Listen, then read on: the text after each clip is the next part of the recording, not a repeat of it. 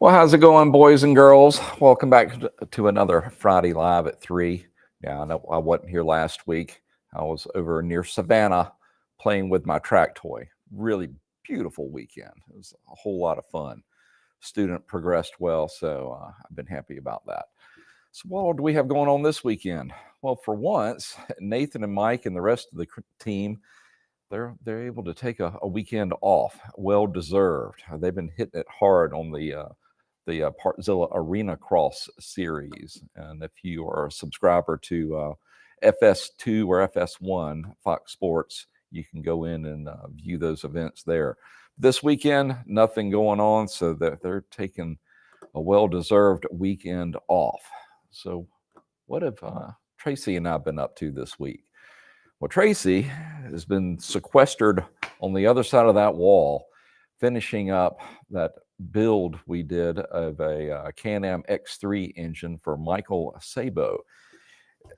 I went and viewed it this morning just to do a once-over on it, and she did some impressive work, and we should be releasing that probably next week, maybe Tuesday, maybe Wednesday. It depends when Hank gets through working his magic behind the scenes on its SEO properties, etc.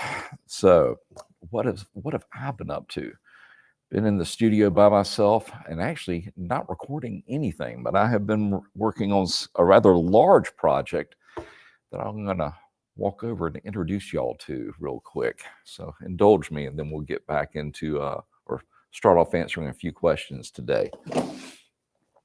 Nathan's behind the scenes somewhere down in Florida, operating the switcher here. All right, kids, what you're looking at is a 2025 Polaris North Star edition. And I've been busy adding, well, basically 2 more pallets of accessories to it to make this ultimate hunting weapon. Different bumpers, different winch, racks everywhere. Going to be a light bar up top. Sound system. I mean, come on, you got to have sound. And every possible accessory that will fit on the back of this thing. And guess what we're going to do with it? Well, this is going to be the end of the year 2025 sweepstakes giveaway. Well, do I have your attention yet? So you're the first to know. We have not started the official program yet, but this is what we are going to be giving away. and I should wrap it up next week, and I would assume that they will start announcing it shortly thereafter. But you heard it here first, and hopefully Chelsea won't get upset at me for going ahead and spilling the beans on this one a little bit.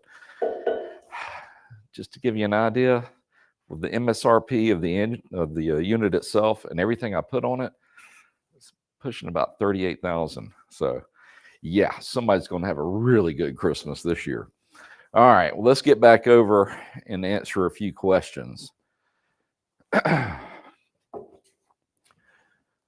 All righty. And of course, I'll be giving you bonus codes from now until the end of the year when we give the thing away. So, give you even more reason to come in and spend some time with us here on Friday Live at 3.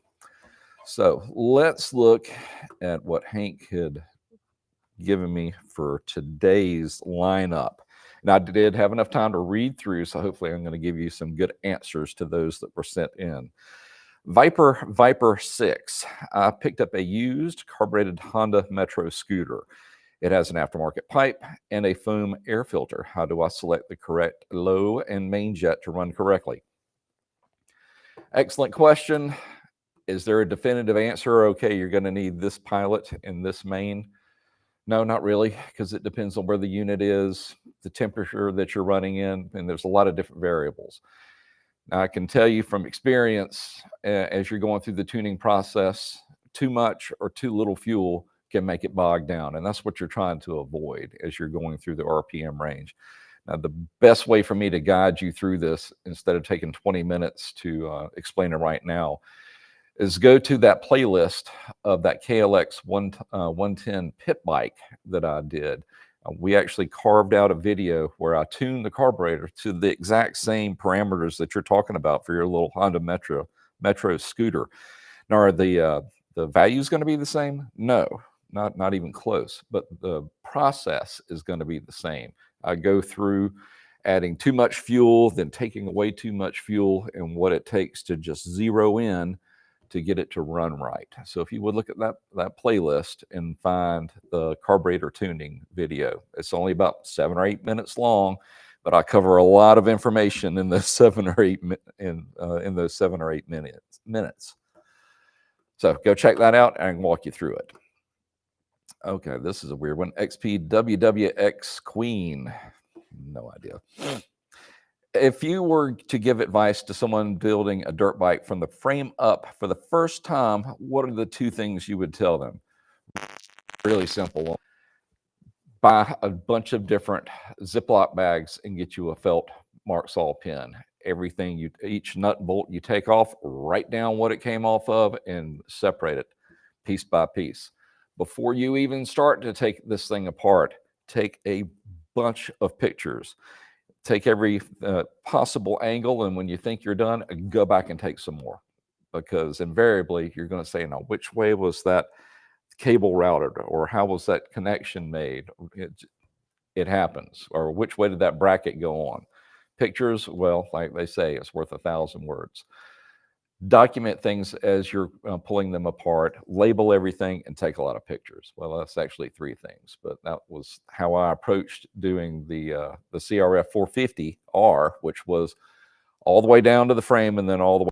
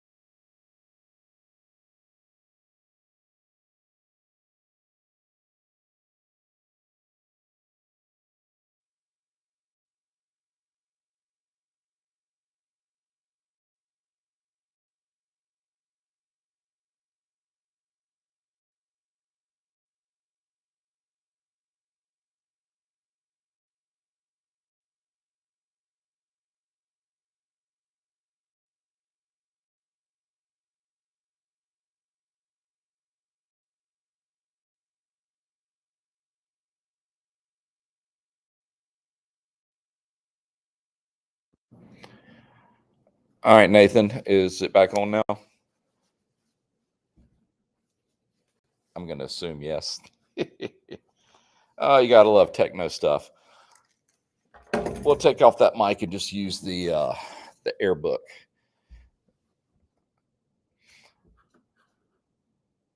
Now, where did I leave off? Okay, I believe we were at Tanya Pinzer. I just bought a Razor 900. The light starts working. The Razor is still working. It still runs, but it will cut off at idle. What do I check? More than likely, your charging system is dying, but not dead completely. And if you get just a regular digital multimeter, you should be able to see what it's charging at. Now, it should be at around 2,500 RPMs, somewhere north of 13.5 volts. Now, if it's less than that, if it's just barely limping along at 12.2, 12.3, that would explain why most of your ancillary devices are not work or have failed or are not working. And it's just down to the core of what's left keeping it running. Now, how long is it going to stay like that? Probably not long. More than likely, this is going to be a voltage regulator rectifier. So I would probably test that first. And I'm pretty sure I did a video on how to do that. Now, I may have done it on a 900 versus a 900 or an 800. Hopefully that's an old message. But that one I did on the 900S, that should guide you through the process to test and check out the voltage regulator rectifier. Solomon Garcia, can a bad stator cause the ground on a battery to overheat? Just the ground. The main lead is fine. Unlikely. Typically, what's going to happen, if you've got a stator that's going out and it's overcharging, then yes, it can build up some heat in the battery, and that can cause the negative side to heat up as well. But more than likely, you're going to see that on the positive side more pronounced. It'll blow a fuse, blow a main fuse, and it's going to attack that side first. When it's the ground that's overheating, most of the time that is indicating a bad connection on the ground, and that's causing the resistance to ramp up, and hence the amount of current going through it. So I would check my connections. A little bit of corrosion can wreak havoc on the negative side of the electrical system. So pull your ground. It may look fine. Pull your ground at the battery. Clean the terminal itself, and if it's a clamp type with a nut and a bolt, the lead itself, and then follow that down to the frame or wherever it's going on your particular machine. Pull it off, clean both surfaces, and then reinstall it and torque it. Chances are you're going to find a loose ground somewhere. Mark G. My 08 GSXR 1000 starts fine, but when I throttle it, it is lacking in power. What might be causing this? Spark plugs, fuel injectors, fuel pump? What? Most of the time, it's going to be fuel related. So you're circling around it correctly. Spark plugs, I kind of doubt it, because once they go out, they're pretty much done, and that's going to be constant in the RPM range. And you're talking about when you get on it, it doesn't want to really get up and go. First thing I would check is the fuel pressure. On the Gixxer, you're going to want in between 48 and 52, if I remember correctly. But what you want to really check is, yeah, it might be able to do that under idle, but when you romp on it, you don't want to see it drop down too much, because when it really needs to pull the fuel or send the fuel in, that's when a bad pump or pump that's going out, or a filter that is stopping up, is going to rear its head and cause it to fall on its face. Now, there's one other thing I want to mention about that particular year of Gixxer. You now have not one set, but two sets of fuel injectors. You've got a set that is primarily responsible for your RPM range up to about, I think it's around 4,000. After that, you've got a secondary set that kicks in, and that pushes it way over the top. And I had a machine, that one that was in our build series, that I think it was an 06, maybe an 07. Doesn't matter. But it turned out that the common wire for the ground for that second set of injectors was broken. And I didn't notice it just sitting in the shop, but when I took it out to run it, that's when it became readily apparent it didn't want to rev past 5 grand, and that was the reason. So just keep that in mind as you're trying to run down this problem. LMT Adventures. My Honda 4Trax 250 has clear jets, cleaned a few times, and did the spray method as well as the light test method. I assume you mean not test light, but looking through it with the light. All seems to be super clean, but still only starts on full choke and bogs after a minute, even on choke, and revs, but sounds better when I spray starting fluid in the carb as bogging begins. Any help is appreciated. Just because you clean out the jets doesn't mean the passageway going through the carburetor body has been cleaned as well. And that is the real trick, especially on a smaller displacement machine like the 250. Those pilot jets and the passageways, they're extremely small. So that makes it very easy for them to get stopped up and almost impossible to clean out. You can try using a carb cleaner where you can soak it and then try to blow some compressed air through those passageways and see if that cleans it out. If that doesn't work, maybe find somebody that has a ultrasonic cleaner and see if that can do it. And at that point, you're going to get kind of stuck. But I want to mention, especially since you said it was a 250, and I assume it's probably a Recon 250, go check and see what the price of a brand new one is, because by the time you take one, if you're unsuccessful with just cleaning it out on your bench and you've got to take it to the dealership, and then they can get a tech to put it in their ultrasonic system and then put it back together, you spent the same amount of money that it would have cost to just replace it. And I ran into that same thing on that Honda barn find that I recorded on last month. Went and did everything I was supposed to do on the carb, and it still had a problem. It was had to do with the float needle where it was supposed to stop it. There was evidently an imperfection in the seat. No matter what I did, I could not get that to seal back up. By the time I bought all the different parts to rebuild it, rejet it, or clean out the jets, etc., new throttle cable, choke cable, etc., actually the fitting, I could have bought a new one. And that's what I ended up having to do anyway. So just keep that in mind, especially on the smaller displacements. Sometimes, and I hate throwing things away, but sometimes it is more cost effective just to replace the entire assembly than to try to rebuild it. All right, let's see what we've got from Hank as far as any questions. Only a couple. I kind of figured that today. Beautiful weathers, everybody's going to be out playing, so that's okay. So that North Star is about worn me out this week anyway. Dan Finn has asked me, how do you decide which bike to get running first when you have 4 basket cases dropped in your lap? Oh, brother. Yeah, I've been in that, and I'm faced with that sometimes here. You know as well as I do, there is one machine out of those 4 that you like more than the other. So I would say do that one first, but I'm going to tell you to do it last. Otherwise, those other 3 will never get done. So pick the one that you want to do least first and work your way to your favorite at the end. That's what I would do. That's not what I do, but that's what I should do. All right, Two Brothers 112 asks, hey Partzilla, I have a 2008 Honda GL 1800 airbag, and my yellow reverse light comes on when I start the bike. The button is in the off position, and I'm sure it's the reverse light. Yeah, I think that you had asked me about this before, and I've asked you to make sure it was a reverse light and not the ABS light, because that ABS light will flash until you hit like 8 miles an hour.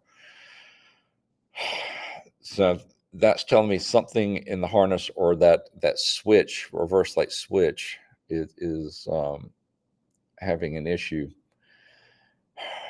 That 1800 is such a complicated machine. Two brothers. This is going to be an interesting one, and that's not one that I can answer just sitting here at the laptop. But I will dedicate the time to look into the book. Actually, I still have our main Honda manual, that big Bible looking thing, if you've ever seen one, and I'll look at that circuit and come up with a couple of ideas to walk you through this. And if you would, Hank, drop our email in there, the Ask Partzilla email. It's probably already in there, but I'm sure he'll drop it in there. And two brothers, once you go ahead and get in touch with me, and we'll start a dialogue, and we'll get this thing figured out. Because I know how frustrating it can be to have a problem on a Goldwing, and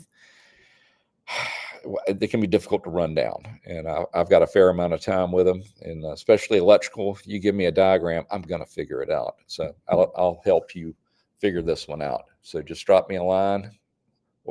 We will start talking, and once we figure it out, we'll share it with the rest of the class. Well, Hank is telling me that we're wrapping up.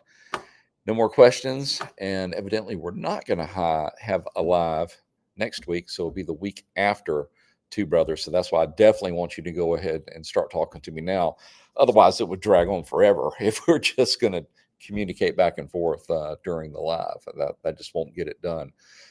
So send in your email. It'll bounce to my desk, and then we'll get this thing figured out. All right, kids, I guess that's going to wrap it up for us for this edition. Had a little fun sharing our next giveaway. That's going to be fun. Can't wait to show it off once I actually get it finished.